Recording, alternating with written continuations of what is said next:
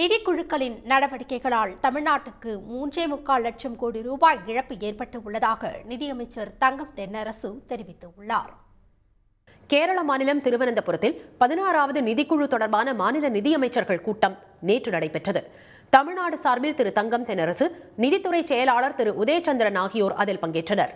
இக்கூட்டத்தில் உரையாற்றிய திரு தங்கம் தென்னரசு, சிறப்பாக செயல்படும் மாநிலங்களை கட்டுப்படுத்தும் அணுகுமுறையை நிதிக்குழுக்கள் மாற்றிக்கொண்டு அனைத்து மாநிலங்களையும் பாதுகாக்கும் வழிமுறைகளை உருவாக்க வேண்டும் என்று கூறினார். மாநிலங்கள் மற்றும் யூனியன் பிரதேசங்கள் இடையிலான அதிகாரங்கள், பொறுப்புகளை பகிர்ந்து அளிப்பதில் இந்திய அரசியலில் ஏற்றத்தாழ்வு இருப்பதாக அவர் தெரிவித்தார். சமுதாய மேம்பாடு, கல்வி, சுகாதாரம், விவசாயம், சமூக நலன் உள்ளிட்ட பொதுமக்கள் சேவைகள் போன்ற பெரும்பாலான பொறுப்புகள் மாநில அரசுகளுக்கு வழங்கப்பட்டாலும் வருவாய் உருவாக்கம் சார்ந்த பெரும்பான்மை அதிகாரங்களை மத்திய அரசே வைத்துள்ளதாக திரு தங்கம் தென்னரசு சுட்டிக்காட்டினார்.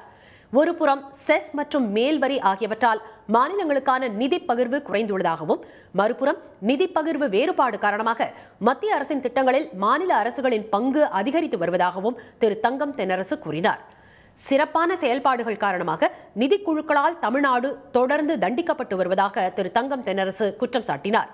கடந்த 9வது நிதிக்குழுவின் போது 7.93% இருந்த தமிழ்நாட்டின் அதிகார பகிர்வு பங்கு 15வது நிதிக்குழுவில் 4.07% குறைக்கப்பட்டுள்ளதாகவும், இதனால் தமிழ்நாட்டுக்கு 3.25 லட்சம் கோடி ரூபாய் இழப்பு ஏற்பட்டுள்ளதாகவும் அவர் தெரிவித்தார்.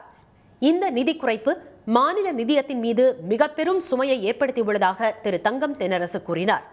மாநிலங்களுக்கு இடையிலான பங்கை தீர்மானிக்கும் போது அனைத்து நிதி குழுக்களும் சமபங்கு மற்றும் செயல்திறனுக்கு இடையில் சமநிலையை உருவாக்க வேண்டும்.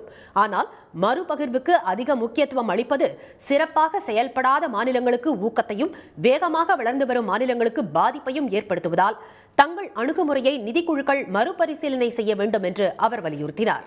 உடனுக்குடன் செய்திகளை தெரிந்து கொள்ள சன் நியூஸ் பெல் ஐகானை கிளிக் பண்ணுங்க.